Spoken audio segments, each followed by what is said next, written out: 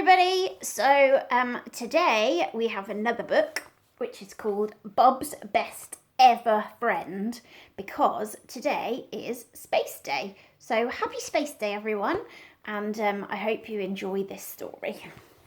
Bob's Best Ever Friend by Simon Bartram.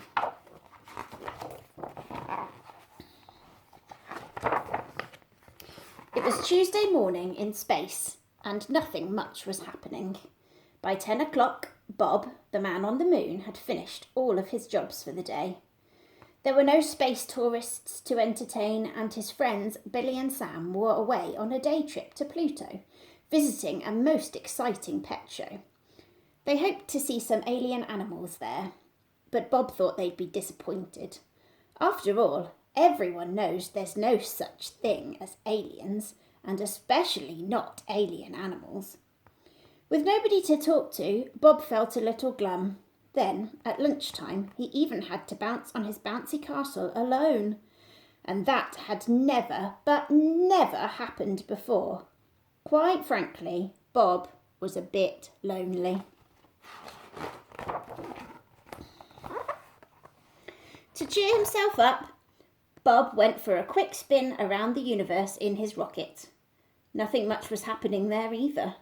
Unfortunately, every last planet was closed for the winter, so Bob stopped off on a passing asteroid to enjoy a nice cup of tea and a corned beef slice. The view was beautiful. It was just a shame that he had no one to share it with. What I need, thought Bob to himself, is a best ever friend, a chum, someone to help with intergalactic missions and jigsaw puzzles. A pal who'll always be by my side. But where on earth could he find a friend like that?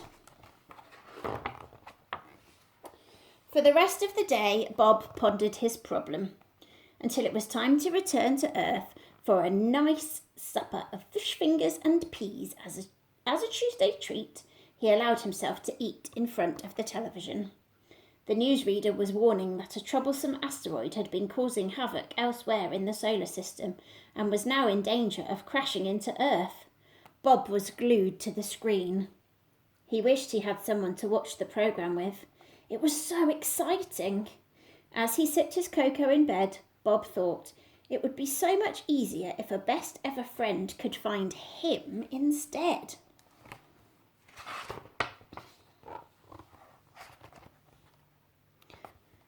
On the asteroid, see? Who might that be? The next day, Bob didn't have to start work until the evening. So after some early star jumps in the garden, he cycled into town to do a spot of shopping. Firstly, he had a quick peek around the modern art gallery. Then he bought 2 smallish batteries to power his rocket, a smart pair of moon-patterned underpants, half price in the sale, and a newspaper, hot off the press. The streets were busier than ever. Bob wondered how on earth anyone could hope to spot a best ever friend in a place like this.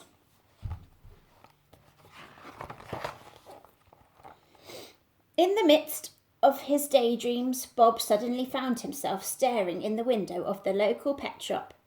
Cats, rats, and bats. At first, he was a trifle confused. Why had he gone there? Then he remembered Clive and Keith, his cousin Dougal's goldfish. Bob was looking after them for a day or two, and that morning he thought they were looking rather peckish. As he paid for their squishy, delishy fishy food, 59p, a strange notion popped into Bob's head. Perhaps his best ever friend could be a pet. Bob had a good look inside, but he couldn't see anything that looked like a best ever friend.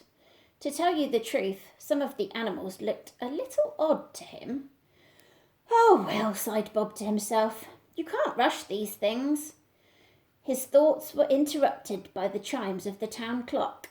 It was 4:30. Time for tea.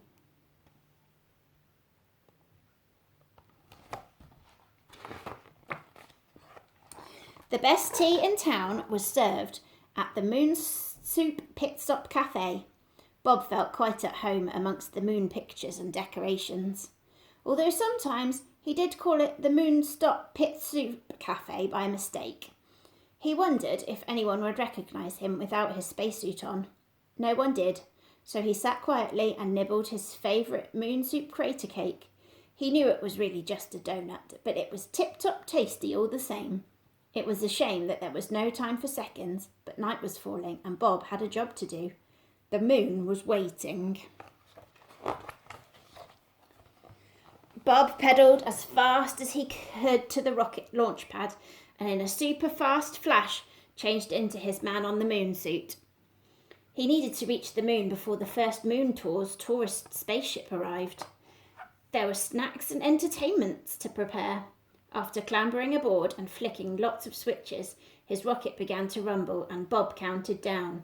5, 4, 3, 2, 1, lift off!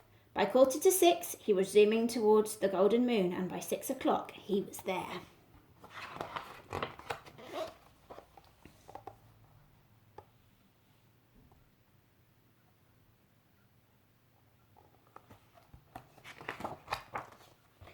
Bob welcomed the tourists with a free mini pork pie and a speech.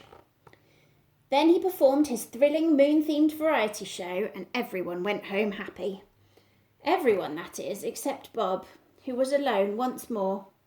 Quietly he packed away his props and began his weekly crater count. And that's when it happened. There, popping out of crater 204, was a little furry tail. What could it be?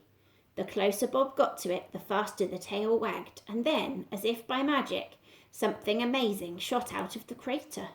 No one in the whole universe would have expected to see what Bob saw at that moment. It was a dog. The most smiley, springy dog Bob had ever seen. He had no idea where it had come from or how it had got there, but he didn't care. He didn't even care that it looked a little odd. All Bob knew was that from this moment onwards they would be best ever friends. It was as if it had been written in the stars. Bob called his dog Barry, and each day with their friends they would run and they would leap and they would play, except of course on Tuesday lunchtimes. On Tuesday lunchtimes they would bounce and bounce and bounce.